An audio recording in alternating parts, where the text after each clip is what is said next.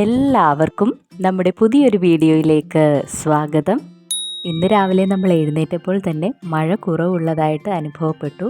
കുറച്ച് ദിവസങ്ങളായിട്ട് നല്ല മഴയായിരുന്നു. ഇന്ന് ബ്രേക്ക്ഫാസ്റ്റായിട്ട് നമ്മൾ ഇഡ്ഡലിയാണ് ഉണ്ടാക്കിയത്. ഇഡ്ഡലിക്കൊപ്പമൊക്കെ നമുക്ക് കഴിക്കാൻ പറ്റുന്ന, വളരെ എളുപ്പം തന്നെ തയ്യാറാക്കാൻ പറ്റുന്ന മുരിങ്ങയില ചമ്മന്തിപ്പൊടി നമ്മൾ എടുത്തിരുന്നു. മുരിങ്ങയില ചമ്മന്തിപ്പൊടി തയ്യാറാക്കുന്നത് എങ്ങനെയെന്ന് നമ്മളൊരു വീഡിയോയിലൂടെ പങ്കുവച്ചിരുന്നു. കണ്ടിട്ടില്ലാത്തവരാണെങ്കിൽ തീർച്ചയായും കാണുവാൻ ശ്രമിക്കുക. നമ്മൾ നേരത്തെ തയ്യാറാക്കി വെച്ചിരുന്ന മുരിങ്ങയില പൊടിയിൽ നമ്മൾ ഒരല്പം വെളിച്ചെണ്ണയും കൂടെ ചേർത്ത് മിക്സ് ചെയ്തെടുത്തു. പിന്നെ നമുക്ക് ഇഡ്ഡലിക്കൊപ്പം കഴിക്കാനായിട്ട് ചമ്മന്തി കൂടെ ഉണ്ടായിരുന്നു.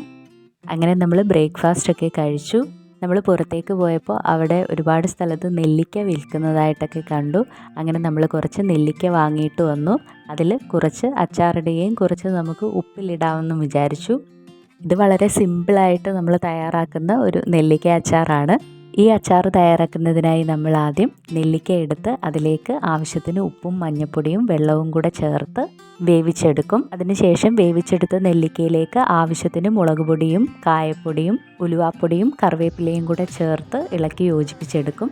അതിനുശേഷം വെളിച്ചെണ്ണയോ നല്ലെണ്ണയോ ഉപയോഗിച്ച് കടുക് പൊട്ടിച്ച് അതിലേക്ക് ആവശ്യത്തിന് ഇഞ്ചിയും വെളുത്തുള്ളിയും കൂടെ ചേർക്കും. കൂടാതെ നമ്മൾ 1 ടേബിൾ സ്പൂൺ മുളക് പൊടിയും കൂടെ ഒന്ന് മൂപ്പിച്ചെടുക്കും. അതിനുശേഷം നമ്മൾ തയ്യാറാക്കി വെച്ചിരിക്കുന്ന നെല്ലിക്ക അതിലേക്കിടും. വളരെ എളുപ്പത്തിൽ തന്നെ നമ്മൾ തയ്യാറാക്കുന്ന ഒരു നെല്ലിക്ക അച്ചാറാണിത്. അങ്ങനെ നെല്ലിക്ക അച്ചാറൊക്കെ ഉണ്ടാക്കി വെച്ചതിന് ശേഷം നമ്മൾ നമ്മുടെ അടുക്കളത്തോട്ടത്തിൽ പോയി കുറച്ച് പച്ചമുളക് എടുത്തിട്ട് വന്നു. കഴിഞ്ഞ ദിവസം വൈകുന്നേരം നമ്മൾ നെല്ലിക്ക ഉപ്പിലിട്ട് വെച്ചിരുന്നു. അപ്പോൾ അതിലേക്ക് കാന്താരിയോ പച്ചമുളകോ കിട്ടുവാണെങ്കിൽ ഇട്ട് വെക്കാമെന്ന് കരുതി. അപ്പോൾ നമ്മുടെ അടുക്കളത്തോട്ടത്തിൽ ഇപ്പം ആവശ്യത്തിന് പച്ചമുളക് ഉണ്ടായി നിൽക്കുന്നുണ്ടായിരുന്നു. അപ്പോൾ നമ്മൾ അതും കൂടെ കൊണ്ടുവന്ന് ഇതിലേക്ക് ഇട്ട് അടച്ച് വെക്കുകയാണ്. നെല്ലിക്കയും മാങ്ങയും ഒക്കെ നമ്മൾ ഉപ്പിലിട്ട് വെക്കുമ്പോൾ ഇങ്ങനെ പച്ചമുളകോ കാന്താരിമുളകോ ഒക്കെ കിട്ടുവാണെങ്കിൽ അതും കൂടെ ഒന്ന് ഇട്ട് വെച്ചാൽ നല്ലതാണ്. പച്ചമുളക് വേണമെങ്കിൽ നമ്മൾ കീറിയിട്ടാണേലും ഇട്ട് കൊടുക്കാം. അപ്പം ഞാൻ കീറുന്നൊന്നുമില്ല, ജസ്റ്റ് അതിലേക്ക് ഇട്ട് വെക്കുകയാണ്. കഴിഞ്ഞ ദിവസം നമുക്ക് ചക്കപ്പുഴുക്ക് തയ്യാറാക്കാൻ പാകത്തിനുള്ള ഒരു ചക്കയുടെ പീസ് കിട്ടിയിരുന്നു. ചക്ക മുറിക്കുമ്പോൾ അതിൻ്റെ പശ നമ്മുടെ കയ്യിൽ പറ്റാതിരിക്കാൻ നമ്മൾ കയ്യിൽ വെളിച്ചെണ്ണ പുരട്ടി അങ്ങനെ നമ്മൾ പച്ചച്ചക്ക ചെറിയ ചെറിയ കഷ്ണങ്ങളാക്കി മാറ്റി അതിനുശേഷം അതിൽ നിന്ന് ചുളയൊക്കെ അടർത്തി മാറ്റിയെടുക്കുകയായിരുന്നു. ഈ സമയത്ത് അടുക്കളയിലേക്ക് നമ്മുടെ തമ്പൂട്ടൻ വന്നു. തമ്പൂട്ടനെ സംബന്ധിച്ച് ആദ്യമായിട്ടാണ് തമ്പൂട്ടൻ ഈ ചക്ക ഒരുക്കുന്നതൊക്കെ കാണുന്നത്. തമ്പൂട്ടൻ നമ്മുടെ അടുത്ത് വന്നിരുന്ന് ചക്കച്ചുളയൊക്കെ ഓരോന്നും എടുക്കുകയും അത് തറയിലേക്ക് വാരി വിതറിയിടാനൊക്കെ നോക്കുന്നുണ്ടായിരുന്നു. അങ്ങനെ നമ്മൾ ചക്കയൊക്കെ റെഡിയാക്കിക്കൊണ്ടിരുന്നപ്പോൾ നമ്മുടെ അമ്മയും കൂടെ വന്നു. എന്നിട്ട് ചക്കയുടെ ഈ പോർഷനൊക്കെ എടുക്കുമെന്ന് പറഞ്ഞു. അതും കൂടെയൊക്കെ നമ്മൾ എടുത്തു വെച്ചിരിക്കുന്ന ചക്ക ചുളയുടെ കൂട്ടത്തിൽ അരിഞ്ഞിട്ടു. നമ്മളിതിൻ്റെ കൂടെ ഉണ്ടായിരുന്ന ചക്കക്കുരുവും കൂടെ ഇതിലേക്ക് ചേർക്കുന്നുണ്ട്. അങ്ങനെ നമ്മൾ ചക്കയൊക്കെ ഒരുക്കിയതിന് ശേഷം അത് നന്നായിട്ട് കഴുകി അരിഞ്ഞെടുത്ത് നമ്മൾ ഉപ്പും മഞ്ഞൾപ്പൊടിയും ഇട്ട് കുക്കറിലിട്ട് വേവിച്ചെടുത്തു.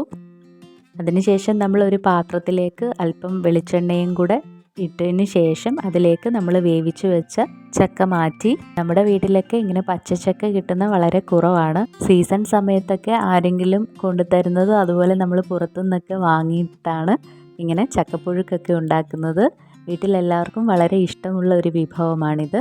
തേങ്ങ ചിരകിയതും മഞ്ഞൾപ്പൊടിയും കറിവേപ്പിലയും ജീരകവും ചെറിയുള്ളിയും കൂടെ നമ്മൾ മിക്സിയിലിട്ട് ജസ്റ്റ് ഒന്ന് ചതച്ചെടുത്തതിന് ശേഷം വേവിച്ച ചക്കയിലേക്ക് നമ്മൾ ചേർത്ത് ഇളക്കി യോജിപ്പിക്കുകയാണ് ചെയ്തത്. അതിനുശേഷം നമ്മൾ കുറച്ച് കറിവേപ്പിലയും കൂടെ അതിന് മുകളിലേക്ക് വിതറി കൊടുക്കുന്നുണ്ട്.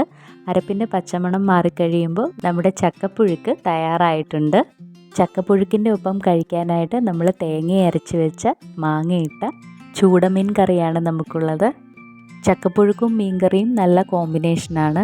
അതുപോലെ ചക്കപ്പുഴുക്കിൻ്റെ ഒപ്പം തൈര് കഴിക്കാറുണ്ട്. അതുപോലെ നമുക്ക് വേണമെങ്കിൽ മോരും കൂട്ടി കഴിക്കാം.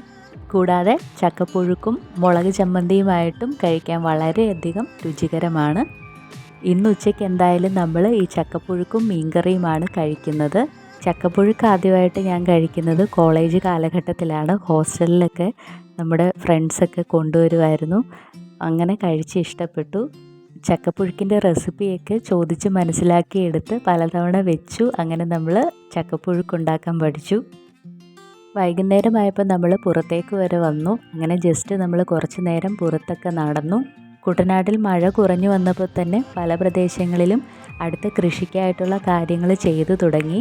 കൃഷിക്കായിട്ട് നിലമൊക്കെ ഉഴുതിട്ടപ്പോൾ ഇവിടെ നിറയെ കൊക്കുകളൊക്കെ വന്നിട്ടുണ്ട്. അത് എല്ലാവരും കൂടെ ഒരുമിച്ച് നിൽക്കുന്ന കാണാൻ ഒരു പ്രത്യേക ഭംഗിയാണ്. അങ്ങനെ നമ്മൾ അതൊക്കെ കണ്ടതിന് ശേഷം സ്ഥിരം വരാറുള്ള അച്ഛൻ്റെ കടയിൽ നിന്ന് ഒരു കട്ടൻ കാപ്പി കുടിക്കാമെന്ന് കരുതി. വൈകുന്നേരം നമുക്കൊരു ആനിവേഴ്സറി സെലിബ്രേഷൻ ഉണ്ടായിരുന്നു. അപ്പോൾ നമുക്ക് അതിന് വേണ്ടിയിട്ടുള്ള ഫുഡ് ആലപ്പുഴക്കാർക്ക് സുപരിചിതനായ സലീം ഖാൻ്റെ ബിരിയാണി കടയിൽ നിന്നാണ് നമ്മൾ ഓർഡർ പറഞ്ഞത്. പിന്നെ നമ്മൾ അദ്ദേഹത്തിൻ്റെ വീട്ടിൽ ചെന്ന് നമ്മൾക്കുള്ള ബിരിയാണി കളക്ട് ചെയ്തു. അതിനുശേഷം നമ്മൾ ആലപ്പുഴയിലുള്ള ക്യൂട്ടിപ്പൈ കേക്ക് ഷോപ്പിൽ നിന്ന് കേക്ക് വാങ്ങാനായിട്ട് പോയി.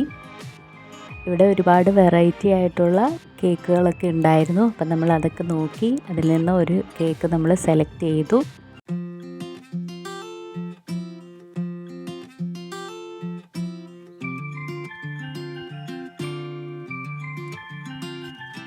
അങ്ങനെ നമ്മൾ കേക്കൊക്കെ വാങ്ങി അതിന് ശേഷം നമ്മൾ പുറത്തേക്ക് വന്നു. കൂടാതെ നമ്മൾ ഒരു പ്ലാന്റ് നഴ്സറി വിസിറ്റും കൂടെ നടത്തിയിരുന്നു. അവിടെ നിന്ന് നമ്മൾ കുറച്ച് ചെടികളും ഒക്കെ വാങ്ങിയിട്ടുണ്ട്. അങ്ങനെ ഇന്ന് വളരെ മനോഹരമായിട്ടുള്ളൊരു ദിവസമായിരുന്നു. ഇന്നത്തെ നമ്മുടെ ഡെയിലി വ്ലോഗ് ഇവിടെ അവസാനിപ്പിക്കുകയാണ്. പുതിയൊരു വീഡിയോയുമായി വീണ്ടും കാണുന്നത് വരെ എല്ലാവർക്കും നമസ്കാരം.